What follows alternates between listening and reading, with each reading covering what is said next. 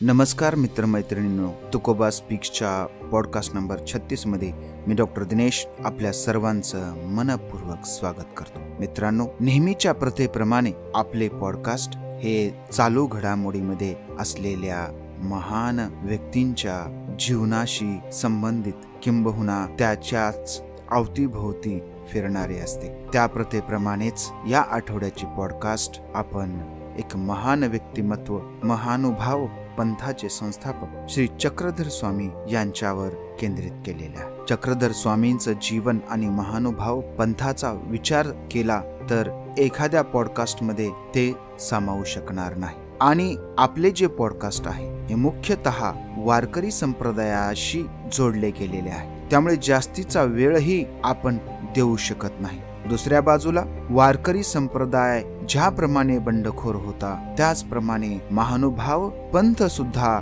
तितक्याच तोडीचा बंडखोर होता, ज्याने मराठी भाषेच्या जडणघडणीचा पाया घातला, तिचा विकास केला. किंबहुना आज जी मराठी भाषेची इमारत उभी आहे तिचा पाया आणि तिचे खांब हे महानुभाव पंथांच्या लोकांनी आपल्या कार्यकर्तृत्वाने समृद्ध केलेले आहेत असे आपल्याला दिसून येते. त्यामुळे वारकरी संप्रदाय, महानुभाव संप्रदाय, संत कबीर आणि नाथ संप्रदाय हे सर्वजण एकाच प्रकारच्या विचाराने भारलेले होते आणि तो विचार म्हणजे मानवतेचा, प्रेमाचा आणि समतेचा. त्यामुळे आपण त्यांना टाळू सुद्धा शकत नाही, किंबहुना ते शक्यच नाही. त्यामुळे आजचे पॉडकास्ट आपण श्री चक्रधर स्वामी यांच्यावर करत आहोत. येत्या काही दिवसांमध्ये महादा ईसा यांच्यावर सुद्धा आपण एक पॉडकास्ट करणार आहोत. त्यांचे ढवळे प्रसिद्ध आहे. तर वेळ न दवडता आपण आजच्या पॉडकास्टला सुरुवात करूया आणि सगळ्यात अगोदर समजून घेऊया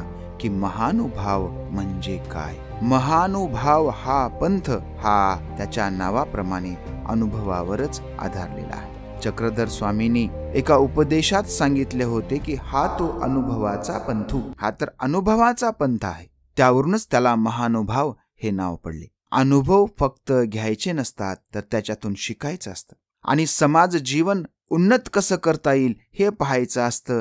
याचा आदर्श वस्तुपाठच महानुभाव पंथीयांनी महाराष्ट्रच नव्हे तर संपूर्ण देशाला दिलेला आहे. ज्या काळामध्ये महाराष्ट्रामध्ये महानुभाव पंथ वाढला, चक्रधर स्वामी यांनी त्याचा प्रचार प्रसार केला, तो काळ महाराष्ट्राच्या दृष्टीनं स्थिर काळ होता. महाराष्ट्रात यादवांची सत्ता होती, मुस्लिम आक्रमक नव्हते. मात्र समाजामध्ये धार्मिक दृष्ट्या कर्मकांडाचे स्तोम प्रचंड मोठ्या प्रमाणामध्ये वाढले होते. त्यामुळे समाज विपन्न अवस्थेकडे चालला होता.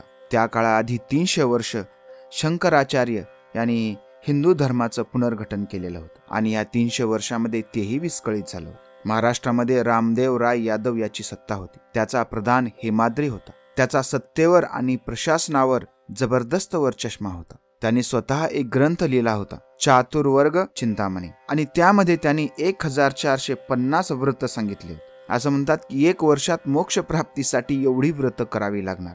ज्यावेळी समाजाला आपल्या पोटापाण्याचा प्रश्न भेडसावत होता त्या काळात एवढी व्रत करायची कशी, मोक्ष प्राप्त कसा करायचा आणि धार्मिक दृष्टीनं समाधानी जीवन कसं जगावं असा प्रश्न समाजाला पडलेला होता आणि त्यामध्येच समाज होरपळून चालला होता. अशा परिस्थितीमध्ये साहजिकच सर्व बाजूनी या परिस्थितीला विरोध होणार होता आणि हा विरोध होतही होता.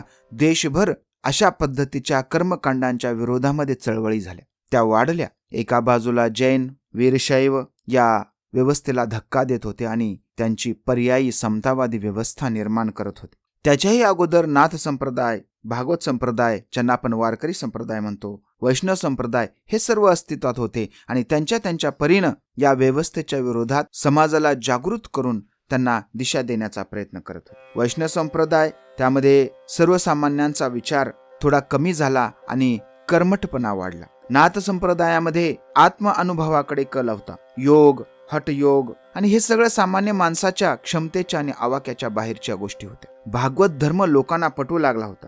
ज्ञानेश्वर आणि त्यांची भावंड, संस्थापक संत नामदेव महाराज आणि त्यांनी तयार केलेले 12व्या शतकातील सर्व संत, या सर्वांमुळे भागवत धर्माची पताका मोठ्या डौलानं फडकत होती. हे सगळं होत असताना एक वेगळा विचार या परिस्थितीमध्ये रुजला आणि तो विचार म्हणजेच महानुभाव. एका बाजूला वारकरी संप्रदायाला म्हणजेच भागवत संप्रदायाला राजा रामदेव राय हे हळूहळू पाठबळ देत होते आणि त्यामुळे तो बहरत होता. महानुभाव कोण? महानुभावांनी वेगळ्या धर्माची स्थापना केली का? तर याचं उत्तर अर्थातच नाही. महानुभाव यांचं तत्वज्ञान हे वैदिक तत्वज्ञानाच्या विरुद्ध होतं. किंबहुना वैदिक तत्वज्ञानामध्ये ज्या काही चुकीच्या गोष्टी शिरलेल्या आहेत त्या बाजूला काढून त्याला वास्तववादी बनवण्याचं काम महानुभाव पंथाने केलं होतं. त्यामुळे तो पंथ हिंदू धर्मामध्येच मोडतो, पण त्याचे तत्वज्ञान वेगळे आहे. महाराष्ट्रातून काबूल, कंदाहार पर्यंत ते गेले होते. फाळणीनंतर ते लोक पंजाबमध्ये आले आणि त्यानंतर भारतामध्ये आले.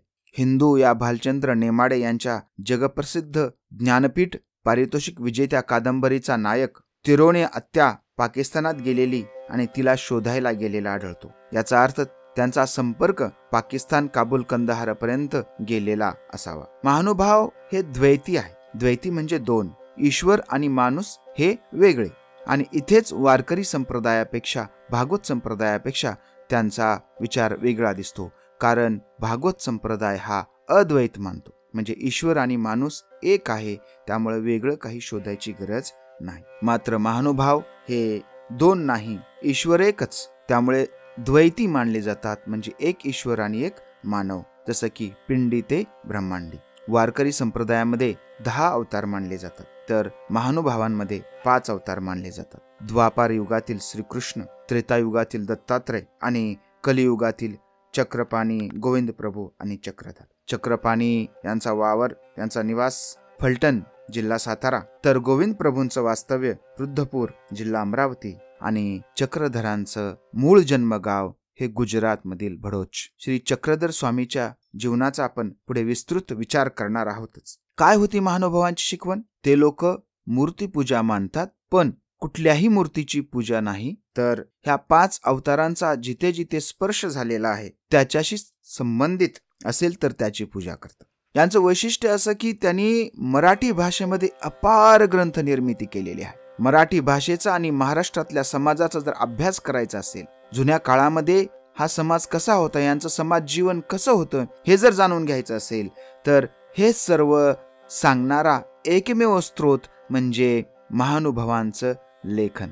थोडेसे इतरही आहेत, जसं की भागवत संप्रदायांमध्ये अभंगांचं लेखन केलेलं आहे. मग त्यामध्ये ज्ञान, तत्वज्ञान, विचार, जीवन, व्यवहार याच्याशी निगडित आहे. परंतु जीवन कसं लोक जगत होते, छोट्या छोट्या गोष्टी कशा घडत होत्या, भाषा कशी वापरली जाते, या सर्वांचं अगदी डिटेल विस्तृत वर्णन आपल्याला जर पाहायचं असेल, त्याचा जर अभ्यास करायचा असेल, तर आपल्याला महानुभावांच्याच ग्रंथसंपदेकडे जावे लागेल. आपले विचार गुप्त राहावे म्हणून त्यांनी एक नवीन लिपीही तयार केली. ती लिपी म्हणजे सकळी आणि सुंदरी. लिपी म्हणजे नवीन काकी त्यांनी तयार केली होती. त्याचा फायदा असा झाला की त्यामध्ये कुणाला काही घुसडवता आलं नाही आणि जे लेखन कार्य होतं ते शुद्ध राहिलं.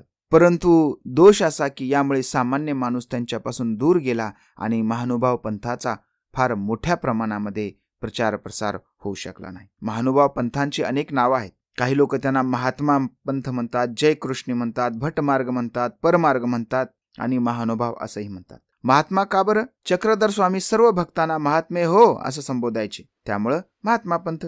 जय कृष्णी श्रीकृष्णाशी संबंधित असल्याने महाराष्ट्राबाहेर त्यांना जय श्रीकृष्ण असं म्हणून ओळखलं जातं. तर भटमार्ग म्हटलं जातं कारण नागदेवाचार्य यांना भटोबास म्हटले जाते, त्यावरून त्यांना भटमार्ग. आणि परमार्ग म्हणजे पर म्हणजे वरचा मार्ग. अशा पद्धतीने वेगवेगळी नावं महानुभाव पंथाची आहेत. हा एक समतावादी पंथ होता. चक्रधर स्वामी यांनी त्या काळामध्ये अस्पृश्यांच्या हातचे लाडू खाल्ले होते. त्याबद्दलच्या लीळा ह्या लीळा चरित्रामध्ये सांगितल्या जातात. एक लीळा अशी आहे की एके ठिकाणी श्री चक्रधर स्वामी यांचं प्रवचन सुरू होतं आणि काही बाहेर मातंग समाजाची लोक उभी होती. त्यांना विचारलं की अरे बाबा तुम्ही का थांबलात? तर ते म्हणाले की त्यांना चक्रधर स्वामींना भेटायचं आहे. तिथल्या लोकांना असं वाटलं की कदाचित हे प्रसादाच्या आशेनं थांबले असतील. त्यांनी त्यांना प्रसाद दिला तरीही ते लोक त्या ठिकाणाहून जाईनात. शेवटी चक्रधर स्वामी स्वतः बाहेर आले. त्यांना विचारलं की तुम्ही या ठिकाणी का थांबलात? त्यांनी सांगितलं की त्यांना स्वामींना भेटायचं आहे. स्वामी त्यांना भेटले आणि त्यांच्या हातावर ठेवलेला जो लाडू आहे तो लाडू घेऊन सर्व भक्तांना खायला दिला. अर्थात आजच्या दृष्टिकोनातून ही गोष्ट फारशी विशेष नाही, परंतु तो काळ असा होता की त्या काळामध्ये अस्पृश्यांनी स्पर्श केला तरीही विटाळ मानला जात होता. पण चक्रधर स्वामीने तो लाडू स्वतःही खाल्ला आणि सर्वांना खायला दिला अशा पद्धतीनं जातीपातीच्या पुढे जाऊन त्यांनी समाज एकसंध करण्याचा संदेश समाजाला दिलेला दिसून येतो. त्याचबरोबर त्यांनी त्यांच्या भक्तांना सांगितलं की भक्ती किंवा सेवा किती निश्चलतेनं, किती मनापासून केली पाहिजे याचं उदाहरण या मातंग समाजाच्या लोकांकडून तुम्ही शिकलं पाहिजे, असंही त्यांनी त्यांच्या भक्तांना सांगितलं. आणखीन एक त्यांची लीळा सांगितली जाते ती म्हणजे एका रस्त्यावरून चक्रधर स्वामी जात होते. त्या ठिकाणी काही मातंग समाजाची लोक काम करत होती. त्यांनी त्यांच्यासाठी काही हरभऱ्याचे डहाळे आणि ऊस सोलून आणून समोर ठेवला आणि बाहेर बाजूला हात जोडून उभे राहिले. चक्रधर स्वामी त्या ठिकाणी गेले. त्यांनी पाहिलं हे काय आहे. त्यांनी ते डहाळे घेतले, ऊसही घेतला आणि अशा पद्धतीनं आपल्या भक्तांनाही एक संदेश दिला की भक्ती आणि भाव मोठा असतो. व्यक्ती कुठल्या जातीमध्ये, धर्मामध्ये, कुठे जन्माला आलेला आहे हे महत्वाचं नसतं. आजच्या या पराकोटीच्या भेदभावाच्या जगामध्ये सोशल मीडियाच्या वगैरे माध्यमातून जातीयता, धर्मवाद हा जो पसरवला जात आहे, अशा लोकांसाठी चक्रधर स्वामींची ही कृती ही एक सनसनीत अंजन आहे, जे की मागच्या 800 वर्षापूर्वी घडलेलं होतं. आणखीन 2 लीळांमधून आपल्या लक्षात येतं की ते किती समतावादी होते. एके दिवशी एक चांभार समाजाचा व्यक्ती त्यांच्या समोर आला आणि तो त्यांच्याकडे पाहतच राहिला. असं म्हणतात की तो त्यांना भुलूनच गेला. त्याची पत्नी त्याला म्हणाली की अरे चल बाबा, आपल्याला खूप काम आहेत. त्याने नकार दिला. त्याची बायको त्याला म्हणाली की जर तू येत नसशील तर मी तुला सोडचिठ्ठीच देते, आणि तिने त्याला सोडूनच दिलं. ती गेली निघून. तो तसाच पाहत राहिला. चक्रधर स्वामींच्याही लक्षात आलं आणि मग चक्रधर स्वामींनी त्याला आत्मबोध दिला. तो ज्ञानी झाला आणि सर्वांना महानुभाव पंथांचं महत्व आणि मार्गदर्शन करत गावोगाव फिरू लागला. लोक त्याची पूजा करू लागले. काही लोकांनी तक्रार केली की हा तर चांभार आहे, आपण याची पूजा कसं काय करू लागलो. या व्यक्तीनं धर्म बुडवला. आणि मग लोकांनी एकत्र येऊन त्याला चुन्याच्या भट्टीमध्ये भाजून मारण्याची शिक्षा दिली आणि ती पारही पाडली. मात्र 2-4 दिवसामध्ये पुन्हा तो माणूस बाजारामध्ये फिरताना दिसून आला.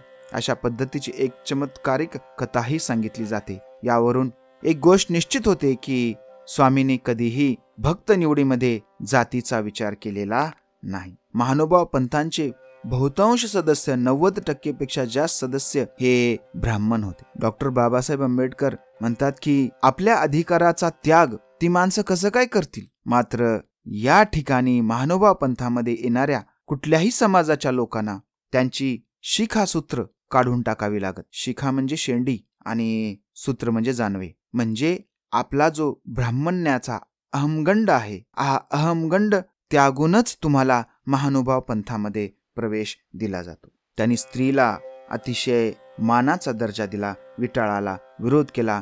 त्यांच्या भ्रमणामध्ये वरंगळ येथे जाऊन त्यांनी आदिवासींची भेट सुद्धा घेतलेली होती. असे श्री चक्रधर स्वामी ज्यांनी महानुभाव पंथाला एक वेगळ्या उंचीवर नेलं. तर आता आपण त्यांचं वैयक्तिक जीवन याविषयी थोडीशी चर्चा करूया. महानुभाव पंथाच्या शिकवणीनुसार मागे चर्चा केल्याप्रमाणे 5 अवतार मानले जातात आणि हा 5वा अवतार म्हणजेच चक्रधर स्वामी आहे. महानुभाव पंथाचं वैशिष्ट्य म्हणजे अतिशय जुना असा हा लीळाचरित्र, आणि हा लीळाचरित्र हा ग्रंथ पूर्णपणे चक्रधर स्वामी यांच्या जीवनात घडलेल्या घटनांचं वर्णन आहे. आधुनिक भाषेत आपण त्यांची डायरी म्हणू, पण ही डायरी स्वतः चक्रधर स्वामींनी लिहिलेली नसून त्यांचे भक्त माहिम भट्ट यांनी लिहिलेली आहे. वैदिक परंपरा नाकारून स्त्री शूद्रांसह सर्वांना अधिकार देणारे सर्वज्ञ म्हणजे श्री चक्रधर स्वामी. त्यांनी सर्वांना मोक्षाचा अधिकार दिला. सर्व ज्ञानी आहेत, त्यांना सर्व जगाचं ज्ञान आहे असं मानून त्यांच्या भक्तांनी त्यांना सर्वज्ञ असं संबोधलेलं आहे. मराठीतील आद्य समाज सुधारक त्यांच्या अनुयायांकडून त्यांच्या प्रेरणेने जे मराठी साहित्य निर्माण झाले, ती खऱ्या अर्थाने साहित्य परंपरेची सुरुवात झाली. ते व्यक्तिमत्व म्हणजे श्री चक्रधर स्वामी. त्यांचं प्रारंभिक जीवन हे लीळाचरित्रातील एकांक या भागामध्ये दिलेलं आहे. 12व्या शतकाच्या पूर्वार्धात गुजरातमधील भडोच येथे शके 1142 भाद्रपद महिन्याच्या शुक्ल पक्षाच्या रविवारी त्यांचा अवतार झाला असं मानलं जातं. त्यांचे वडील विशाळदेव भडोचचा राजा मल्लदेव याचे प्रधान होते. आई महालन देवी किंवा म्हालाईसा आणि श्री चक्रधर स्वामी यांचं जन्म नाव म्हणजे हरिपाळदेव. तारुण्यामध्ये विवाह झाला. कमळादेवी किंवा कमळाईसा हे त्यांच्या पत्नीचं नाव. त्यांच्याबद्दल असंही सांगितलं जातं की त्यांनी युद्धामध्ये सुद्धा मोठा पराक्रम दाखवला होता. हरिपाळांना आजारी लोकांची सेवा करण्याचा छंद लागला. त्यातच त्यांना आजार झाला आणि त्यांचा मृत्यू झाला असं सांगितलं जातं आणि मग स्मशानात सरणावर ठेवल्यानंतर ते जिवंत असल्याचं लक्षात आलं.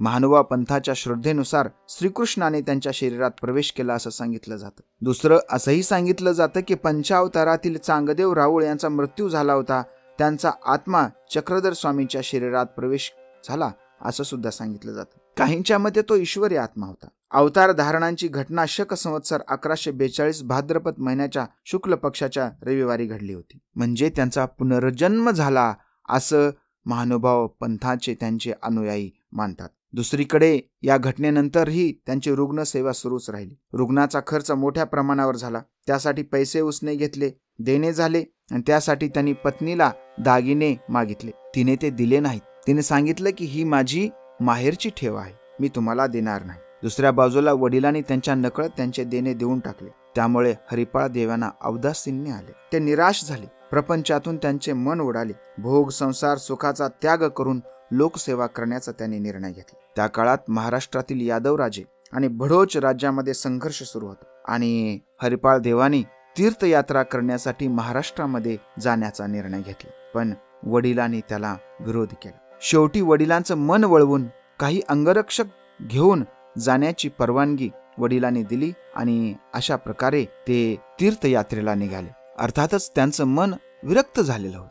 ते निराश नाराज झालेले होते. मग एका मुक्कामावरून आपलं क्षेमकुशल कळवण्यासाठी त्यांनी एक सेवक परत पाठवायला सुरुवात केली. अमरावती जिल्ह्यातील देऊळवाडा येथे काजळेश्वराच्या मंदिरात मुक्कामास असताना सैनिक निद्राधीन पाहून राजवस्त्रे काढून 2 वस्त्रांशी त्या ठिकाणाहून निघून गेले. यापूर्वी त्यांनी एक सर्व सैनिक परत पाठवले होते. हे शेवटचे 2 सैनिक परत पाठवून आता ते निवांत झाले. अशा प्रकारे सर्व त्याग करून भ्रमण करत असताना रिद्धपूर येथे आले. ते विरक्त अवस्थेतील गोविंद प्रभूंना भेटले. श्री गोविंद प्रभू पासून हरिपाळ देवांना शक्ती प्राप्त झाली आणि त्याच ठिकाणी गोविंद प्रभूंनी त्यांचे नाव चक्रधर हे ठेवले आणि हरिपाळ देव आता चक्रधर स्वामी झाले.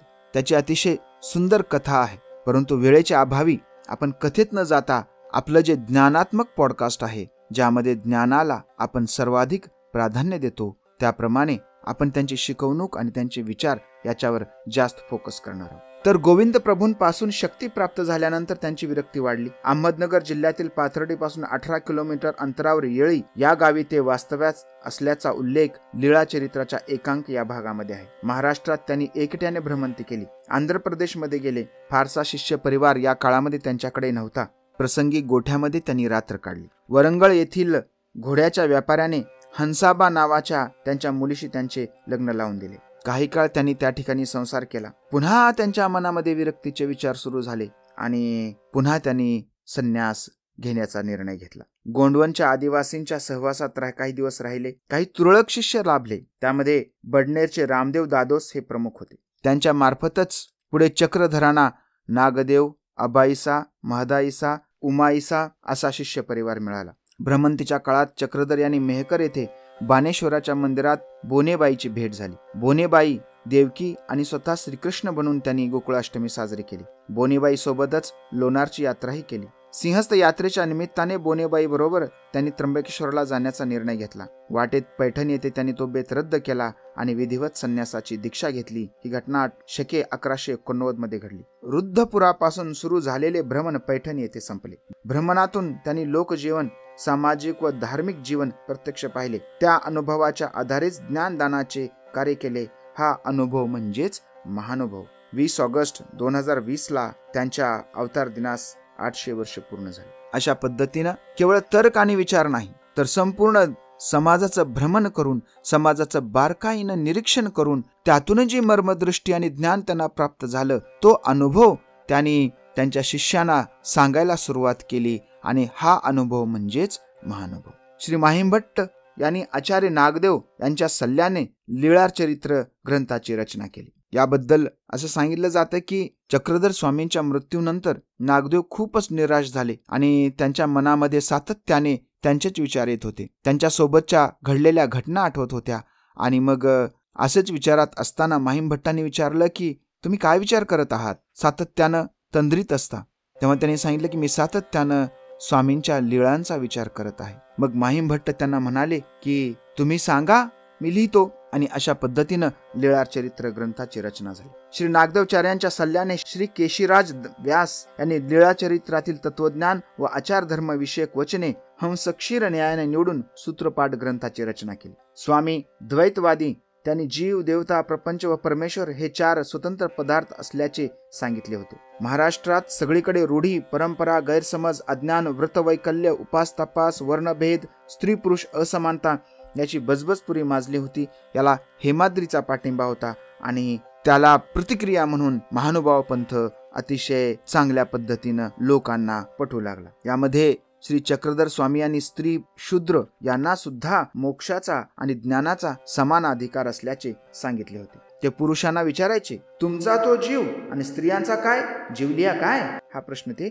विचारायचे. स्वामीच्या भक्तांमध्ये महार, मांग, चांबार, आदिवासी, मुसलमान, सर्व प्रकारच्या स्त्रिया या सर्वांचा समावेश होता. नागदेव, माहिमभट्ट, नाथोबा, कोथळोबा, वैराग्यदेव, केसोबास, बाईसा, शांताबाईसा, शानाबाईसा, महदाईसा, अबाईसा, साधा, औसा, खेई, गोई, पोमाईसा असे कितीतरी स्त्रिया पुरुष होते. माहिमभट्ट, केसोबास लेखक आणि महदाईसा या कवयित्री होत्या. महदंबेचे धवळे हे काव्य सुद्धा प्रसिद्ध आहे. सूत्रपाठ हा स्वामींच्या तत्वज्ञानाचा ग्रंथ आहे. पंजाब, उत्तर प्रदेश, जम्मू काश्मीर, उत्तराखंड, आंध्र प्रदेश, तेलंगणा, दिल्ली या भागात या पंथाचा प्रसार झाला होता. महानुभावांचं साहित्य हे प्रामुख्याने लीळा चरित्र, दृष्टांत पाठ, सूत्रपाठ आणि साती ग्रंथ यामध्ये विभागलेला आहे. महानुभावांच्या लेखनामध्ये सर्वाधिक महत्व हे त्यांनी गद्याला दिलेलं आहे. त्यामुळे महाराष्ट्रातीलच नव्हे तर संपूर्ण देशातील पहिले गद्य लेखन हे महानुभाव पंथीयाने केलेले आहे. सुरुवातीला आपण त्यांच्या लीळा चरित्राची माहिती पाहूया. लीळा चरित्राचे लेखक म्हणजे माहिमभट्ट. त्यांचा सराळा गाव, नगर जिल्हा. एक श्रीमंत गृहस्थ, प्रचंड विद्वान, सर्व हिंदू धर्मशास्त्राचा अभ्यास त्यांनी केला होता. प्रभाकर शास्त्र नावाचं शास्त्र ते आंध्र, वरंगळ या ठिकाणी शिकून आले होते. प्रचंड अहंकार त्यांना होता. मात्र चक्रधर स्वामींना भेट असे त्यांचे सासरे आणि गुरु गणपत अभयव यांनी सांगितलं आणि त्यांच्या भेटीनंतर त्यांचा अहंकार विरघळून गेला आणि चक्रधर स्वामींच्या सल्ल्याप्रमाणे त्यांचं जीवन त्यांनी पूर्णपणे गोविंद प्रभू सोबत घालवलं. त्यांनी चक्रधर स्वामींचंही चरित्र लिहिलं आणि गोविंद प्रभूचं सुद्धा चरित्र लिहिलं. शेवटी रुद्धपूर या ठिकाणीच त्यांनी आपला देह ठेवला. तर जास्त खोलात न जाता लीळा चरित्र हा एक धार्मिक कारणानं लिहिला गेलेला ग्रंथ आहे. त्यामध्ये चक्रधर स्वामीच्या विरहामुळं परम व्याकुळता आलेली आपल्याला लक्षात येते आणि त्यातूनच नागदेवाचार्यांनी आठवून हा ग्रंथ लिहिला. मगाशी सांगितल्याप्रमाणे नागदेवाचार्य सांगत होते आणि माहिमभट्ट लिहित होते. असं लिहिलेलं आहे की ऐसे भटोबास लीळा कथन केले, ते माहिमभट्टी 6 मास लिहिले. म्हणजे 6 महिने त्यांनी या लीळा काय केल्या, लिहून काढल्या. नागदेवांनी सांगितले आणि माहिमभट्टांनी लिहून काढले. मग फक्त एका ठिकाणी बसून लिहिल्या का, तर नाही. त्यानंतर माहिमभट्ट स्वामी जिथं जिथं गेले त्या ठिकाणी गेले, फिरले, लोकांना भेटले, त्यांना बोलले, त्यांना विचारलं, त्यांच्याकडून लीळा समजून घेतल्या. त्यांच्या वेळेप्रमाणे कोणी नांगराच्या मागं काम करते त्याच्या मागं फिरून मोठ्या कष्टानं ह्या सर्व लीळा त्यांनी एकत्र केल्या आणि लिहून काढली. जेत सर्वज्ञ बीजे केले, तेत माहिमभट्टी पुसोनी लिहिले. हे सर्वज्ञाचे श्रीमुख शब्द होती, हे नव्हे ते, जे श्रीमुखीचे नव्हती ते मोडिले. मग उत्तरार्ध पूर्वार्ध 2 भाग केले आणि मग उत्तरार्ध आणि पूर्वार्ध असे त्याचे 2 भाग केले असं त्याबद्दल सांगितलं जातं. माहिमभट्ट हे चक्रधर स्वामींचे चरित्रकार आहेत. आजचे चरित्रकार जे काही चरित्राचे पॅरामीटर्स वापरतात ते सर्व पॅरामीटर्स त्यांनी सुद्धा लीळा चरित्रामध्ये वापरलेले दिसून येतात. याचा पूर्वार्ध 832 आणि उत्तरार्ध 620 आणि अज्ञात 132 अशा 1284 लीळा त्याच्यामध्ये आहेत. मुसलमानी आक्रमणात हे पुस्तक नष्ट झाले, परंतु त्यांच्या एक भक्त हिरा ईसा ह्या एक पाठी होत्या, त्यांना संपूर्ण पाठ होतं. त्यांनी ते पुन्हा लिहून काढलं. काही लोकांनी त्यांच्यामध्ये आक्षेप घेतला, तर तो आक्षेपही त्यांनी त्या ठिकाणी नोंदवलेला आहे. अर्थात त्यामध्ये कुठलीही खडाखोड केलेली नाही. हा पहिला ग्रंथ आहे जो मराठी आणि प्रादेशिक भाषेमध्ये लिहिला गेलेला आहे. सर्वात जुना भारतीय ग्रंथ हा पृथ्वीराज रासो हा मानला जातो, परंतु त्यापूर्वीच आपला लीळा चरित्र हा लिहिला गेलेला होता. महानुभाव पंथीयांनी मराठी भाषेला धर्मभाषेचा दर्जा दिला आणि त्यांच्या सांकेतिक भाषेमुळे आक्रमक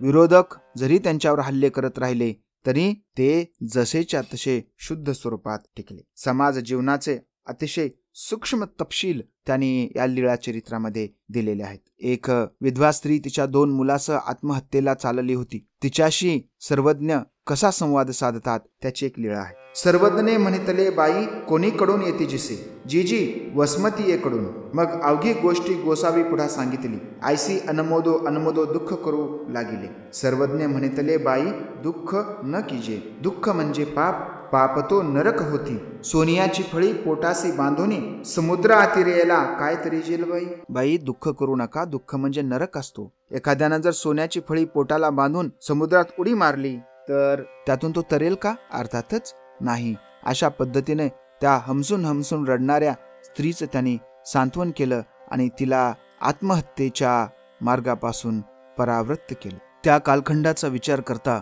विधवा स्त्रियांचं आणि मुलींचं जीवन किती कठीण होतं हे लक्षात येतं. आणि जीवन जगण्यापेक्षा त्यांना मृत्यू पत्करावा, त्यांना मरून जावं असं वाटावं एवढी विदारक समाज व्यवस्था होती. आणि या व्यवस्थेतून अशा खचलेल्या पांगलेल्या लोकांना योग्य मार्ग दिशा दाखवून त्यांचं जीवन सुखी करण्याचा प्रयत्न श्री चक्रधर स्वामी यांनी त्यांच्या शिकवणुकीतून दिलेला आपल्याला दिसून येतो. या लीळा चरित्रावर वेगवेगळे 650 ग्रंथ तयार झालेले आहेत. किंबहुना एका लीळेवर एक ग्रंथ लिहिला गेलेला आहे. कुणबिक वेखू क्रीडा यामध्ये शेतकरी औत मारत होता आणि तो पाणी पिण्यासाठी बाजूला गेला. स्वामी आणि त्यांचे काही शिष्य परिवार, पांडेजी, नागदेवाचार्य हे सर्वजण सोबत चालले होते. सहजच स्वामीने विचारलं की पांडेजी तुम्हाला औत येतो का? पांडेजी म्हणाले की औत मारण्यासाठी काय त्याला काय विद्या लागते? आणि मग त्यांनी औत मारण्याचा प्रयत्न केला, ते असफल झाले. नागदेवाचार्यांनीही प्रयत्न केला, मात्र ते वरंबा काढण्यात अपयशी झाले.